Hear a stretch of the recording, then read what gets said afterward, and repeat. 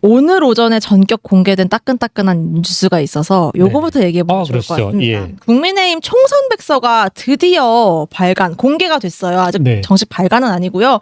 이제 공보국을 통해서 이제 언론 중심으로 일단 공개가 된 것 같은데요. 네네. 270페이지 분량의 PDF 파일인데 일단 회계사님 보셨어요? 저도 봤습니다. 네. 그리고 저도 이제 기자분들 통해서 들었습니다만 이게 지금 정식 배포가 아니고 네. 또 이제 뭐 한동훈 대표가 허락하지 않은 뭐 당의 공식 라인을 통해서 공식 배포된 게 아니다 뭐 이런 말도 네. 있더라고요. 그러니까요. 뭐가 했는데 네. 저는 사실 그 전부터 이 자리에서도 말씀드렸지만 뭐 총선 백서 좀 발표하자. 어떤 하나의 조직이 발전하기 위해선 또 실패를 더군다나 크나큰 실패를 딛고 뭐랄까요? 다시 심기일전하기 위해선 네. 명확한 자기 반성이 있어야 된다. 뭐 그런 말씀들을 드려서 조금 빨리라도 공개됐으면 좋겠다 했는데 뭐랄까요? 읽으면서 좀 여러 느낌이 드는 게 네. 270쪽이나 되니까 제가 다 꼼꼼히 읽지는 못했습니다. 뭐랄까요? 뭐 우리 뭐 5% 부족하다, 1% 부족하다, 3% 부족하다 하는데 저는 뭐 35%, 45% 부족한 45% 부족한. 네, 조금은 좀 많이 아쉬웠습니다. 그러니까 여러 가지 면에서 좀 아쉬웠다는 게 전 그래요. 어떤 급박하게 나오는 이만큼 뭐 이게 예쁘고 정치하고 뭐 그런 식의 형태는 아닐지라도 문제의식이라도 뚜렷이 조금은 전달이 되어져야 되는데 저는 좀 많이 실망스럽습니다. 실망스럽다. 네. 200하루 만에 공개된 총선 백서란 말이에요. 네네. 그만큼 그렇습니다. 이제 물론 김이 좀 빠진 점도 있지만 어떤 내용이 채워져 있을까 좀 기대하는 분들도 분명히 있었는데 내용상 사실 뭐 알맹이가 없다 이렇게 봐야 되나요? 어떻게 봐야 될까요? 네, 그러니까 저는 그래요. 저 역시 이제 비대위원을 거쳤던 사람으로서 네. 또 한편 뭐 여러 가지 생각이 들었는데 뭐랄까요? 어떻게 보면 저 역시 제가 알고 있는 패배의 원인 그리고 그간 있어왔던 1월, 2월, 3월 보여줬던 모습들을 제가 느꼈고 봤고 하는데 네. 그런 모습들이 다 반영됐나? 아니란 생각이 들고요. 네. 또 하나는 전 그런 생각도 해봤어요. 이 말씀을 우리 시청자분들이 어떻게 받아들일지 모르겠지만 우리 비대위원회를 어떻게 봤었나. 그러니까 한동훈 대표를 제외하고 그리고 또 당의 당연직이라고 하잖아요. 네. 뭐 사무총장이라든가 원내대표라든가 이런 분들을 제외하고 6, 7명의 이제 외부 네. 비대위원들이 있었는데 이분들에 대한 언급이 전혀 없더라. 맞아요. 그리고 인터뷰 요청도 없었고 없었나요? 전혀 없었습니다. 어허. 저는 가만 생각하면서 이 사람들이 네. 애초에 비대위원들을 어떻게 바라봤는지 그러니까 사후적으로 구성되고 나서의 시각뿐만 아니라 네. 애초에 구성할 때부터조차 비대위원들을 어떻게 생각했는지 알 수 있겠다. 네. 아니 근데 비대위원이었는데 총선 백서를 만드는데 총선을 앞장서서 이끈 비대위의 한 구성원 비대위원들에게 그렇죠. 어떠한 멘트나 평가도 묻지 않았다는 건 좀 의아한데요? 그리고 저도 조금 조마조마하면서 네. 사실 저에 대한 비난들이 오죽했었습니까?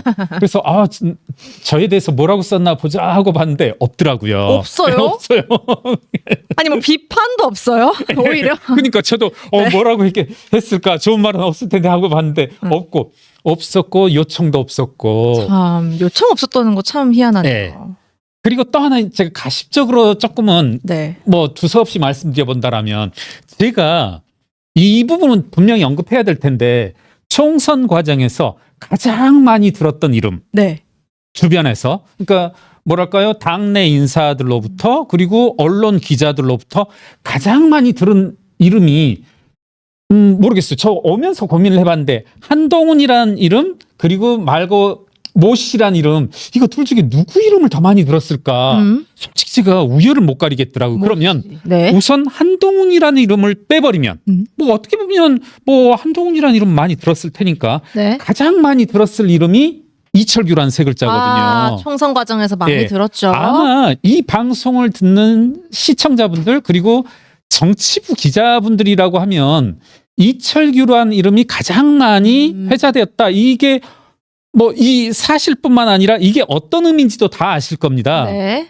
그런데 지금 제가 한번 찾아봤거든요. 네. 이철규라는 이름이 몇 번 나오는지 3번 나와요. 3번 나와요. 야, 그래도 3번이나 나왔구나 하고 찾아보니까 다 뭐로 나오냐면 회의 배석자. 뭐 예를 들어서 강원 지역 선거평가 시의 배석자 이렇게만 나오고 아무런 말이 없어요. 뭔가 평가를 받는 대상 주체로는 전혀 기재되지 않았던 거네요. 그렇죠. 그렇죠.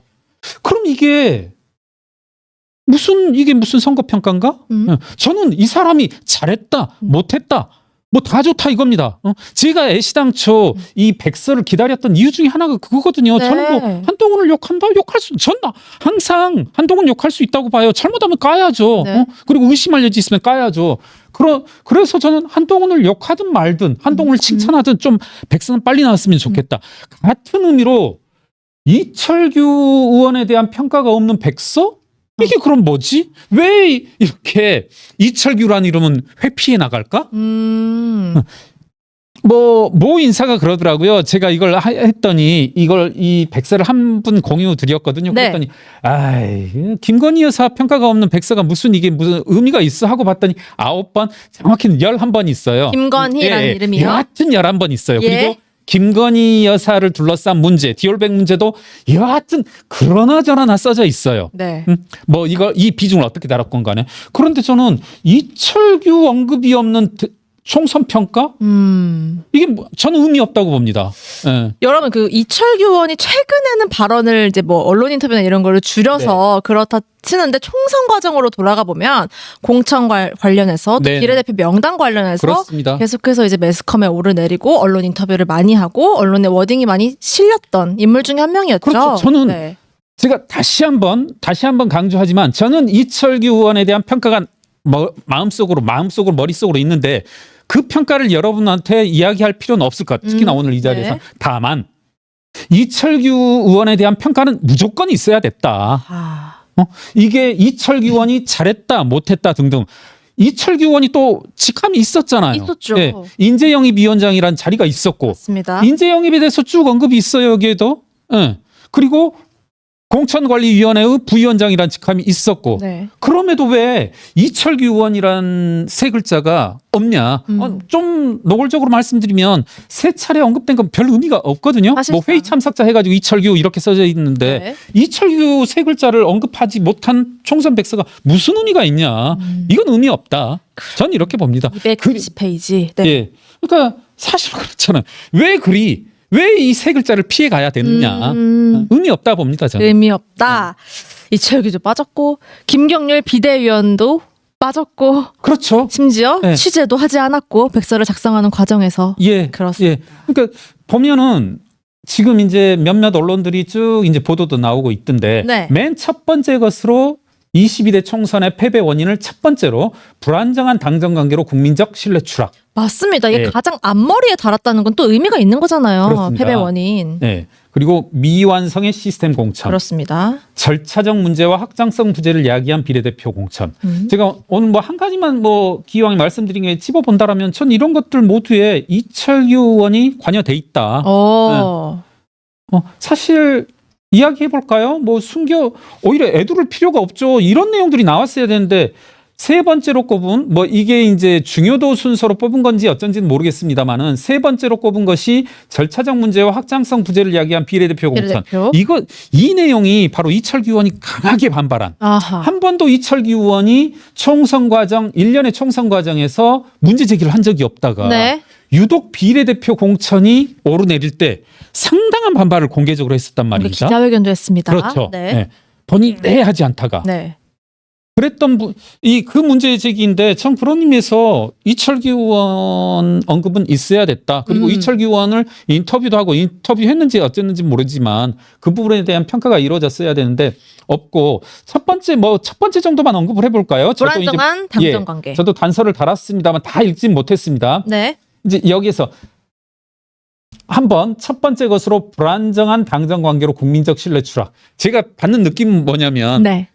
대제목, 소제목, 내용 이렇게 가면 네. 뭐랄까요? 대중소 뭐 이렇게 쭉 가다 보면 오히려 아래로 내려갈수록 원래 그러잖아요. 우리 뭐 프리젠테이션을 한다, 무슨 뭐 발표를 한다 할 때도 제목에 우선 두갈식이야 돼. 우리나라 말은 두갈식이야 한다 하는데 잘하는 발표의 핵심 내용도 항상 자기가 말하고자 하는 주제를 첫 번째 그렇죠. 키워드로 내놔야 되는 거잖아요. 그런데 지금 이 보고서는 보면 대중소로 가면 제목을 보면 애매모호하고 중소로 가면 그나마 조금씩 알뜰달뜰 이렇게 가거든요. 네. 첫 번째로 내놓은 게 제목이 불안정한 당정 관계. 결국은 이제 당과 정이 모두 다 잘못됐다. 다 잘못했다. 예, 예. 네. 그러다 내용을 보면 제 입장에선 긍정적으로 볼 만한 게 이런 게 있어요. 뭐 계속 뭐 당도 잘못 그리고 뭐 정도 잘못 용산도 잘못 뭐 이런 식이다가 한번 읽어볼게요. 이 구절이 있습니다. 여사의 명품백 수수 의혹과 호주 대사 임명. 네, 이종섭. 예. 시민사회 수석 발언 논란. 황상무. 네. 황상무라는 이름을 왜 안 쓰는지 앞서 이종석도 마찬가지고요. 네. 의대 정원 정책, 대파 논란 등 연이은 이슈가 정권 심판론에 불을 붙였지만 이게 핵심이거든요. 전 많은 정치 평론가들의 총선 후 평가들을 봤을 때 어떻게 보면 이게 전부였죠. 빨리 네. 다시 언급해 보면 명품백 수수 의혹 여사의 네. 이종섭 호주 대사 임명, 네. 황상무 시민사회 수석 발언, 의대 정원 증원 정책. 저의 개인적으로는 뭐 윤석열 대통령의 대파 논란 이 정도로 보는데 이것 말고 더 있었습니까?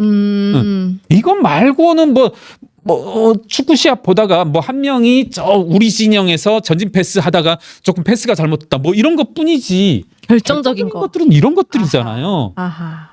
이런 것에 또 이제 단서를 뭐라고 붙였냐면 불을 붙였지만 당도 적절하게 대응하지 못했다. 그랬습니다. 네. 맞아요. 하다 제 생각 이건 불필요한 사족이다.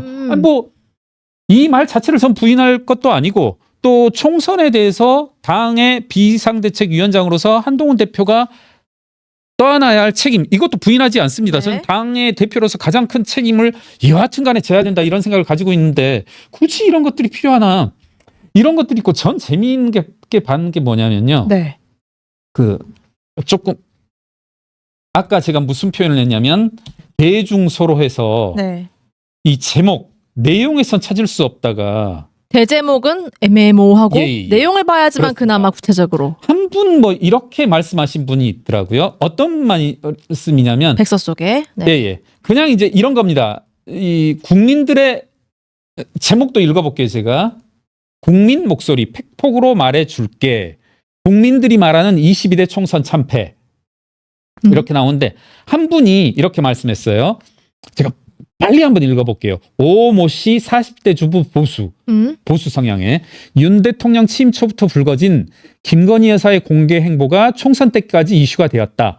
조용한 내조를 하겠다라는 대국민 약속은 지키지 못하더라도 영부인으로서 계속 숨어 지내는 것도 옳지 않다고 생각한다.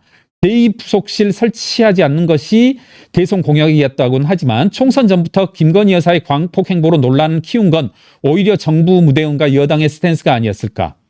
이제는 김건희 여사의 이슈가 아닌 공정과 상식 있는 대통령과 국민의 공감 있는 소통을 듣고 싶다. 백서 팀에서 이제 청취한 민심인 네네네. 거죠. 예, 그렇습니다.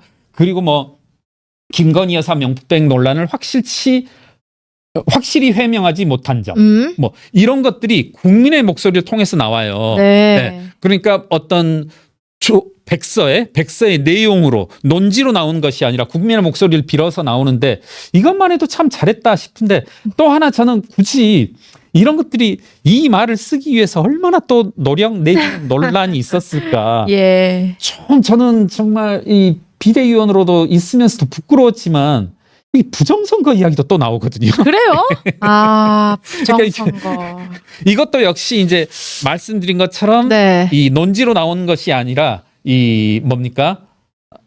국민의 목소리로 예, 국민의 나오나요? 목소리의 이름을 빌어서 부정선거 얘기가 나옵니다. 근데 좀 예. 그리고 이번에도 부정선거 정황 포착되었는데 왜 부정선거에는 한마디 말씀도 못 하시고 대응도 못 하시나요?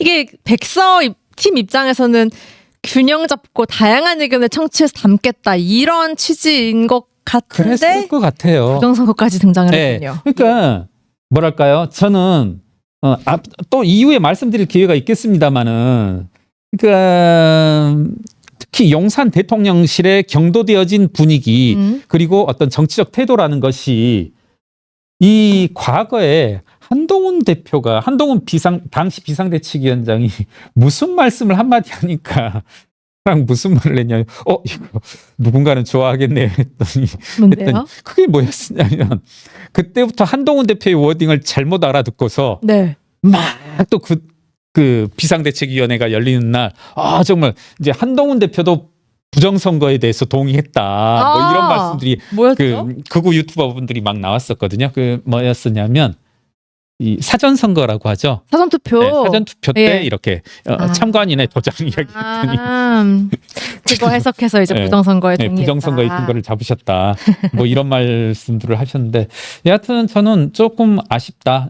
여하튼 이 백서의 전반적인 태도들 이런 것들이 아쉽고 한 가지만 더 마지막으로 좀 언급하고 네. 싶은 거 이건 제가 또 왜 언급을 하냐면 그만큼 이 백서 제작팀에서 이 이야기를 하고 싶었었을 것 같아요. 뭔데요? 꾸역꾸역 집어넣었을 것 같은데 잠시만요. 네.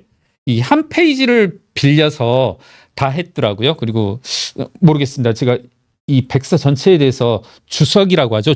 네. 주가 몇 개나 있는지 모르겠는데 김건희 여사 명품백 관련 사건 제안에 관한 당의 대응 논란에 대하여 네. 해가지고 대응 논란 해가지고 우리 각주라고 하죠. 각주도 있으면서 이렇게 또 각주를 달았더라고요. 짧게만 제가 요약을 해본다라면 본 이슈를 백서에 포함해야 하는지에 대해서 의견이 많이 갈렸다.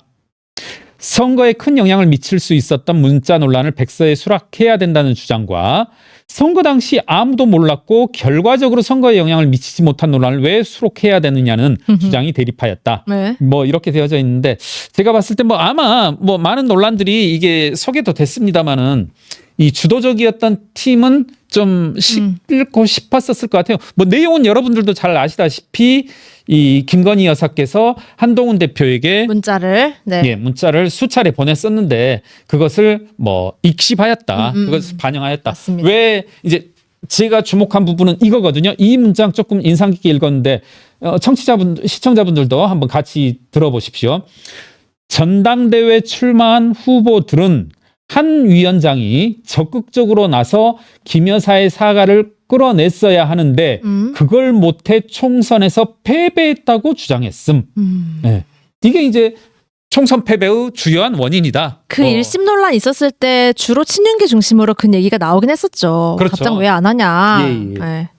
네. 이 이야기를 하고 싶어서 한 페이지를 할애해서 집어넣었었고 하는데 네. 정말 뭐 그렇습니다. 뭐 정말 이 이야기를 하고 싶었었구나. 그렇군요. 네. 뭐 국민 여러분들의 판단은 이미 내려진 것 같아요. 이 문자에 대해서 뭐 저도 한 말씀만 딱 하나 얹어 본다라면 김건희 여사께서 문자를 드린 분들이 얼마나 많습니까? 과거 뭐 서울의 소리 기자와도 문자를 주고 받았고 많은 분들과 문자를 주고 받았는데. 뭐 한동훈 대표가 뭐라고 저는 답변을 했든 저는 한동훈 대표가 답 안 한 것이 맞았다 옳았다 이렇게 생각을 하는데 한동훈 대표가 뭐라고 한다고 해서 김건희 여사가 그대로 따를 건지 그것도 의문입니다. 많은 분들과 이렇게 활발하게 좋게 말하면 활발하게 의견 교환을 하시는 분께서 한동훈 당시 비대위원장 한 분이 답변을 한다고 해서 그걸 따랐을 거냐. 그리고 일부 여기에서 이제 그 총선 백서에서도 인용하고 있습니다만은 여러 가지 가정을 겹친다 한들 한동훈 대표가 그 문자에 답변을 하고 그리고 그 문자의 내용이 사과를 하여야 한다라고 한들 또 그래서 사과를 한다 한들 모든 것들이 이게 총선에 그래서 승리를 이끌어 줬겠냐 했을 것인가. 저는 의문이 들고 그래서 문자 1심 논란까지 백서에 이제 이렇게 기재가 됐고요. 이걸 공개하고 오늘 조정훈 백서특위 위원장은 당정이 하나 돼야 된다 이렇게 좀 강조를 했다고 하고요. 한동훈 대표는 불안정한 당정 관계가 최우선 원인으로 꼽힌 것에 관련해서 기자들의 질문을 받자 평가는 백서가 아니라 국민이 하는 것이다라고 이렇게 짧은 입장을 냈다고 합니다. 그런데 이 백서가 아까 잠깐 말씀하셨다시피 조정훈 위원장이 공보국을 통해서 기자들이 들어가 있는 채팅방을 통해서 공개를 했는데 취재를 좀 해보니까 그 과정에서 한동훈 대표의 좀 정확한 컨펌, 그러니까 오늘 어떻게 공개를 하라는 컨펌이 없었던 것 같아요. 이건 어떻게 해석해야 될까요? 그러니까요. 저도 이게 공식적인 라인을 통해서 뭐 배포가 돼야죠, 당연히.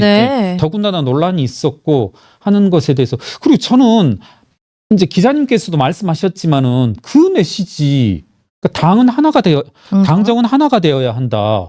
이게 또 무슨 뜬금없는 소리냐. 아하. 지금 계속 앞서도 제가 소개했지만은 뭐라고 했냐면 굳이 저는 긍정적인 내용을 하나 찾아보자면 앞서도 말씀드렸지만 이거였다. 이것도 참 법문 속에 딱 숨겨서 딱 내놓는데 다시 열거해 볼게요. 여사의 명품백 수수 의혹, 호주 대사 임명, 시민사회 수석 발언, 의대정원 진척, 대파 논란 등 해놓고 당도 적절하게 대응하지 못했다. 그러고서 뭐 또 한 목소리를 내야 된다라고 하면 제 기억으로 제가 오면서 쭉 찾았습니다만 네. 이 누굽니까? 그 대책위원장, 죄송합니다. 조정훈 의원이요? 네, 조정훈 네. 의원이 그런 말씀, 제가 레퍼런스는 찾지 못했지만 분명히 그런 말씀 한 적이 있거든요. 왜 자꾸 대통령실의 목소리에 당이 딴 목소리를 내느냐. 이건 사실이 아니면 제가 사과를 드릴 텐데 분명히 그런 말씀 한 적이 있거든요. 네. 3월 말 이런 때.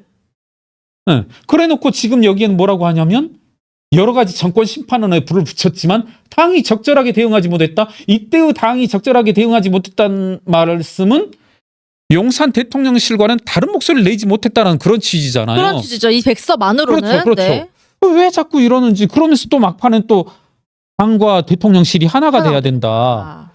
참 모르겠다. 정말 좀 조정훈 의원의 여러 가지 태도들이 뭐 우리 같이 시사저널 유튜브를 이끌어주신 진중호 교수님께서 한번 지적했지만 너무 조정훈 의원은 왔다 갔다 해요. 너무. 예. 세게 지적하셨습니다. 네. 기억납니다. 이게 정말 좀 네.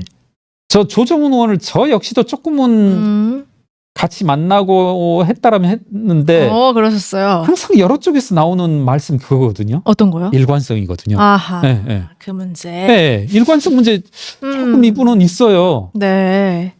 그래서 당정이 하나 돼야 된다. 이 메시지를 백서 공개와 함께 강조를 했고요. 이렇게 공개가 됐는데 용산 대통령실이나 뭐 친윤계의 반응도 좀 궁금해지는데 나오면 또 알려드리도록 하겠고요.